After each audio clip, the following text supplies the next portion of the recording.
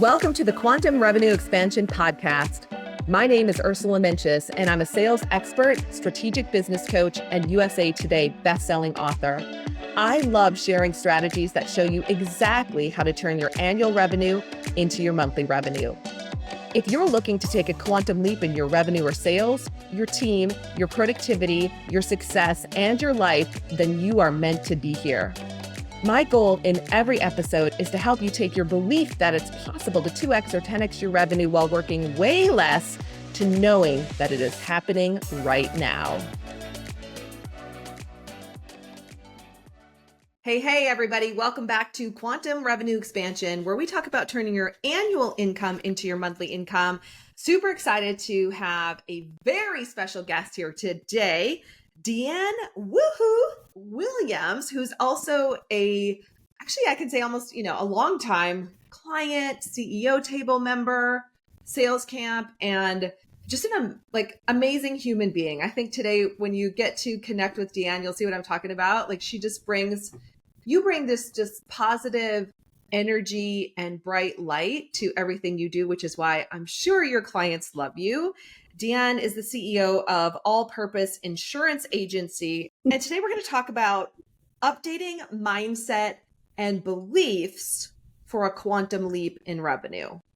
So get ready for that. Deann has made a lot of changes over the years in her business, a lot of things that were way outside her comfort zone that I know she's excited to talk about. She was also a disc jockey in Texas, which I didn't know until 5 minutes ago. No, a DJ. Did you say disc jockey? All the Same things, thing. All of that. Same thing, right?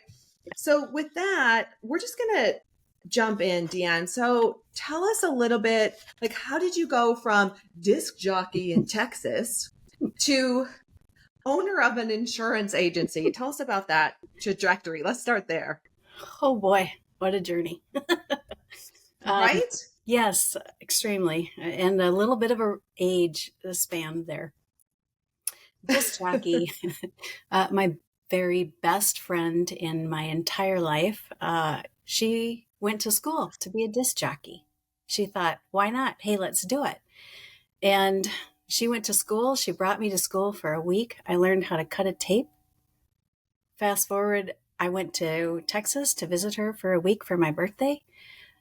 Her main guy said, I want to meet your friend. I like her voice. I think she should make a tape.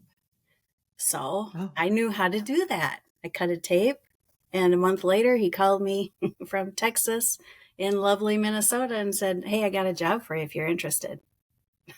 I mean, at 18, who wouldn't do that?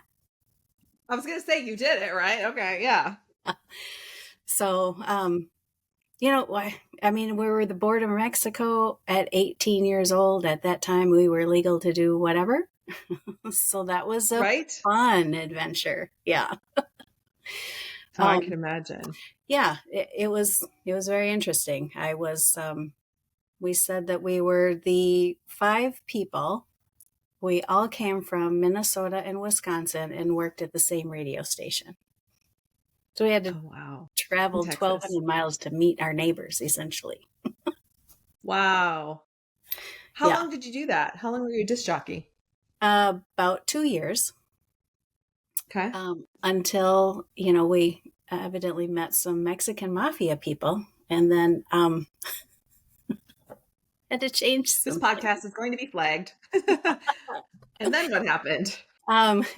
Then I had a legendary 7-hour phone call with my to-be husband, but didn't know at the time. Back then you had to pay for long distance. Yeah, I remember that. So it's a $500 bill. Yes, a phone attached to the wall, could only walk so far. For anyone under 35, that you'd probably have to go to a museum to find one of those now. Yeah, but it was great. It was such a learning experience to be an adult in a whole different, on the border of Mexico, it's almost like a different country than where I grew up in lovely Minnesota. So, yeah, a little bit of fun. And then, moved to Iowa for 6 months. Decided, oh, hey, we should get married. We liked each other long enough. We'd dated for about 5 years at that point, and Nice. high school sweetheart. And so Hmm. we moved back to Minnesota and got married. And then I decided to go to school to figure out what I wanted to do, which was accounting. I love numbers. Numbers are great. They never lie to me. They're around Mm. you all the time. There's comfort in numbers for me. And I started a job and I loved it. We had our daughter, and, life was great. And then you get to a point to where, okay, I don't like this. I don't like that. Yeah. But still, I know most people think I'm an extrovert, but I'm not. I'm total introvert. I don't like just going and meeting strange people. But you Mm. can't tell that now. I I know, do. right. I do have a Now you're an gift. ambivert, a little bit of Yeah. both. Yeah. I have a gift of gab. But I also was deemed to be most likely to become a nun. That was the high school, what they labeled me. And then I Yeah. became a bartender and a disc jockey. And then I worked for a company as an accountant. And let's see, they accused me of stealing a tablet, an invoice receipt book, Okay. $1.19. What? Yes, I'd been there 5 years and 4 months. And after that, I said, "No, I'm out of here. I'm your accountant. Right. I have access to all Was there a sorts of things." blessing in disguise? Was there any part of you at that point was thinking about leaving, or do you feel like that's the thing that propelled you into the next thing or eventually got you into the industry you're in now? Um, that was like one of the steps I think that kicked me along. So I Okay. went Yeah. from that to working at a dealership, but I was right outside the general manager's office. He kind of took me in under his wing and had me do or experience things that I hadn't experienced before. Yeah. We had a little bit of a battle. He referred to me as a secretary one time, and I said, "No, Yeah. I'm not a secretary. That is not my job. That's not my title." I kind of stood up a little bit for myself. And he kept working with me and helping me to develop as a human being. And I really appreciated that. He super Yeah. kind man. And then after that, that's when um, my mom, she's an insurance agent. She needed some help in the office. She said, "Hey, what do you think? You could do a part-time job for me, and there's another agent that needs some work." And so I would go into work and bring my daughter, who was about 4, and they had the Mm. big printers where you push a little button and it goes forward to print out the Yeah. papers. And then it had the little perforated edge. Oh, she loved ripping off those things. She just thought that was, I love those things. I remember that. Yeah. yep, the bee's knees. So there you were. So your mom invited you in, and that's how you ended up in the world of insurance. Yes. So give us kind of the fast forward in 30 seconds. Like, how did you go from helping your mom out to today where you own a very successful insurance agency with clients who adore you? Worked for my mom. My mom had to downsize. I said, "If you downsize me, find another job for me." Worked for another agent, had to fire myself because he could no longer pay me. Went silent for a year.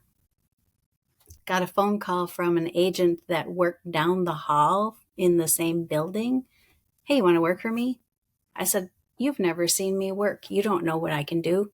He goes, "Yes, but my customers come and see you before they see me to make their payments." He says, "And I don't know what you're Oh, doing, but they like you."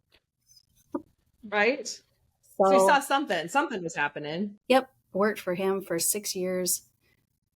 Then we turned it in. We went independent as a broker. worked for him. Well, we worked together for 7 years, and then I decided we weren't meshing quite how we thought. The business didn't go, he wanted different things, I wanted different things. And Yeah. then my mom's gentleman was going to retire, and she is so not ready to retire. So she said, "Hey, my book of business is for sale. You want it?" And I said, "Oh, yes, but aren't you coming with it?" And she said, "Oh, for sure. I'm not quitting." So I'm pretty sure I will retire before she does. That's funny. So you took it on, but you already had a book of business. So then you added your mom's book of business to your book of business, which like, did that double your revenue? Like, was that a pretty big quantum leap? Yep, it doubled it. Yeah. And a little bit more because, well, we're both still writing, and Yeah. she's so excited. It's fun to come into work and have an employee like ready to go. Yeah. She's Especially just one that knows the business like your mom does. exactly. So let me ask you this, Deann, like before your mom was like, "Hey, do you want my book of business?" Like, were you of the mindset that you wanted to grow your current book of business? In other words, had you had thoughts about growth and then here's this opportunity that more than doubled your business, and then you had to be willing to step into that? Like, kind of walk us through the changes you had to make in your mindset and your belief system to just overnight be like, "Okay, now I've more than doubled my business." Because that's a big deal. Like, I don't, it's just like when you were fired from that other job, sometimes it's like sometimes those deepest intentions come true, but they come in a package we don't like, right? But that it pushes us on to the next thing. And like with watching when you were unfolding this with your mom, it was like all of a sudden you were in the middle of this quantum leap, which challenged you in a lot of ways. But talk a little bit about how did you have to shift your mindset to make that quantum leap? One of the things that I had to do is I had to have a actual conversation with my dad, because I didn't quite have the belief in myself. Mm, Everyone has stuff in their past. And yeah. we had a conversation when I was a teenager, and it was not a good conversation. And that kept playing over and over in my head. And so I had to call him and ask, "Do you remember when we had this conversation?" I didn't have to go into it. That's all I said to him. And he said, "I should have never said that to you. I didn't mean it. And I had no one else to talk to." Wow. And so then my next question was, if I am an insurance agent and owner of my own business, would I be a good agent for you? Would you trust me with your insurance? And I mean, it was cool. It was like the second time in my life my dad actually said, 100% I believe in you. And it was just like, oh my gosh. So that was a huge shift for me, because I had felt I Talk wasn't. about the shift.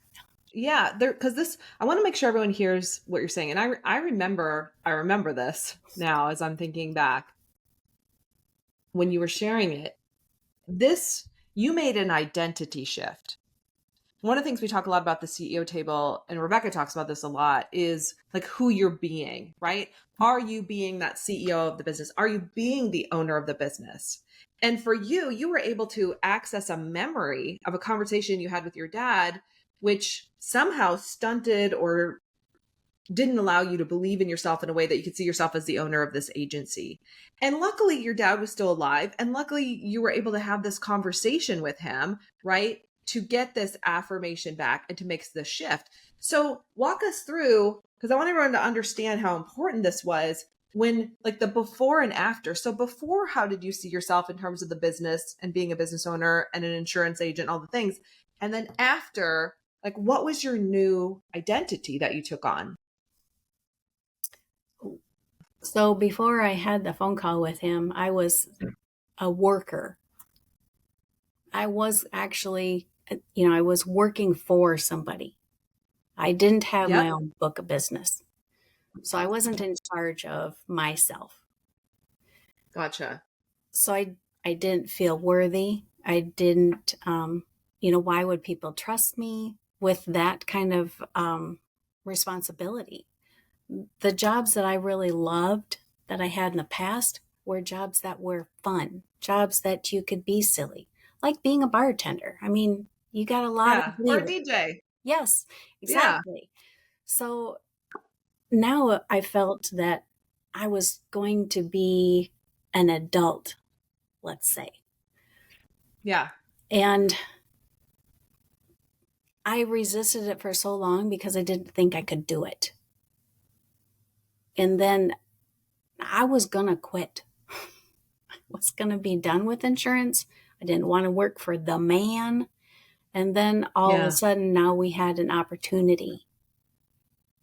Yeah. And once I had that conversation with my dad, oh, so I am trustworthy. So you would trust me with that kind of a responsibility to take care of and help you understand these big changes in life, to where before, I didn't think I was in the job that I was supposed to be in. I like it. I love helping people, but I didn't think Mm-hmm. that insurance was the way to help people. I didn't think that was my avenue. Yeah. And it was interesting because I never thought of it this way, but you go to a job, you do your job, you leave. And my dad's like, but you help people every day. They call Yeah. in, they have a problem, you solve it, and they're happy. Right. Oh, so that You're was like, hello. a huge shift, to actually believe in myself.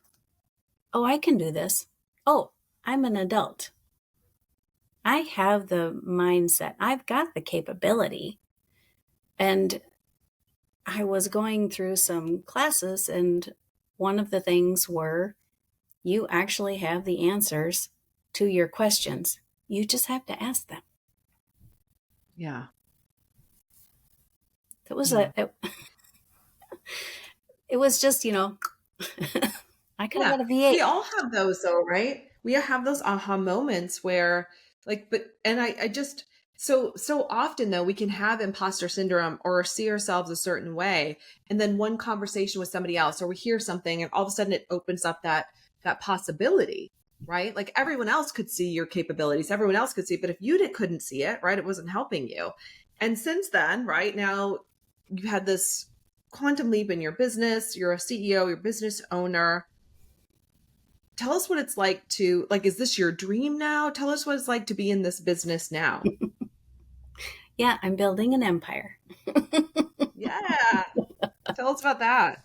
um, my dream, my vision is having my own building with, the name across, and levels of different insurance. So, your Mm, personal, your commercial, your life insurance. And I my goal is to be able to help people, mainly women that are wanting to get back into the workforce after maybe having a child or two, or maybe, life throws us curves. Maybe you have a kid, and then all of a sudden, oh, now I want to go to school. Oh, I would like this kind of education. So I would love to be able to help people that are new to getting into or back into the workforce. I'd like to have a daycare. I want to have this mm. amazing, well, I already have it set in my mind that I will have this Yeah. amazing coffee room that, everybody's going to Mm. love to be there. You know, yes, coffee, maybe a massage chair, for a little Mm. relaxation. Because I think it's so important when you're working. you need to feel comfortable there. You want Yeah. to feel needed and wanted. And for so many years, I did not feel that. But I can Mm. create that now because I'm in charge of it. Yeah. So you want to make this incredible working environment and really bless women's lives who maybe are trying to get back into the workforce and have a cool hot coffee shop for people to hang out. And I know for you, a lot of it's people feeling like they belong, that they're part of this community, that they're loved. Like we can say that word. I feel like you really love on your clients. That's why they came down the hall to see you first. And just you've created this beautiful environment that's going to keep blossoming. So, before we wrap up, I'm really curious, like for a CEO who's listening out there, who's maybe a little bit of an introvert, like you Yes. are self-proclaimed, and maybe their business hasn't grown the way they want it to. Maybe there's fear coming up, or they don't see themselves as the business owner that they want to be. They're kind of looking out at everybody else like, oh, that's for her, or that's for, Deann, or that's for Ursula. That's not for me. Like, I can't have that. What would you say to them right now to encourage them? They can have it. You just open up your heart and be receiving, be acceptive, be open to receive the blessings that are coming your way. Be open to receiving abundance of income, abundance of life change. Just that. And celebrate just the smallest things. Whenever we write a policy here, woohoo! It's so exciting. Woohoo! You have to woohoo. And yeah. Those little things just make such a big difference. Just don't doubt yourself. Don't waste the time. It's not worth it. You gotta love yourself. You've hung out with us. You gotta love yourself, right? You've hung out with us at the CEO table for a while. I know you and Rebecca Hall have a special relationship, and she has stretched you in many ways. In 30 seconds or less, like what are some of the takeaways that you've had sitting at the CEO table that could also help encourage some of our listeners today? You're not alone. Yeah. That was a huge thing for me. I'm not the only one that has ever felt what I have felt. And for me, it's so cool to be able to be alongside other CEOs that have experienced what I have, or they're going to. I think you have this bond when you go through life with people that are similar in that aspect.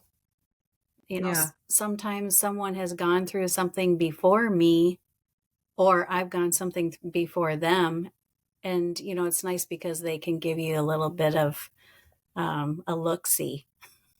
So, I did that, but you know what I did? I did this then, and that just made it so much easier. It's like, oh, well, then I don't have to go through all of the pain and the time that it took them to go through it, and they got a fix for me. Sweet. Yeah. So you weren't alone, realizing you're not alone. We're not alone. And for our listeners, you're not alone. I love that. And someone else is going through what you're going through, or they've been through it out there in the world today, and that really supported you. So speaking of you, Deann, you're licensed. You're an insurance agent licensed in more than just Minnesota. So tell us the states that you're licensed in. And if someone's out there and they're like, I wish I had my insurance with Deann. She sounds super cool. How would they connect with you? So we are licensed in Minnesota, Wisconsin, Iowa, Ohio, North and South Dakota, and Arizona. Just because we're not in those, we're in those specific states, but you never know. I can have a connection that can get you into another state. So just because we're a broker. Yeah. Brokers like other brokers. Yes, they do. Yeah. And we have more than one company. And so you could help a variety of people, or at least advise them if they're not in those states. Yep. And your website is allpurposeinsuranceagency.com, correct? Yes, correct. Yes. And we will have that in the show notes. So Deann, amazing CEO, insurance broker, DJ, bartender, so many things, introvert, mom, wife, daughter, amazing CEO table member. We we adore you. We love having you in our community, in our world. You bring so much light. I'm always like, oh, good, Deann's here today. She's going to bring so much light to our call or whatever we're doing. I just want to thank you for being you, and thank you for being on the show today.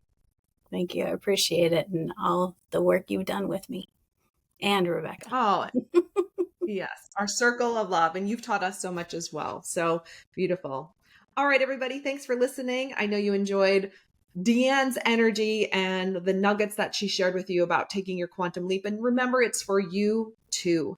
And make this your most epic month yet. Thank you so much for tuning into today's episode. If you loved what you heard, be sure to leave a review on iTunes so I know what you like and can create content that guides you to up-level your business even more. If you want more strategic business tips, follow me on social media. You'll find me on Instagram, Facebook, TikTok, YouTube, and LinkedIn. And you can visit my website at www.ursulainc.co. I love being on this journey with you and can't wait to connect with you on the next episode. In the meantime, make this your most epic month yet.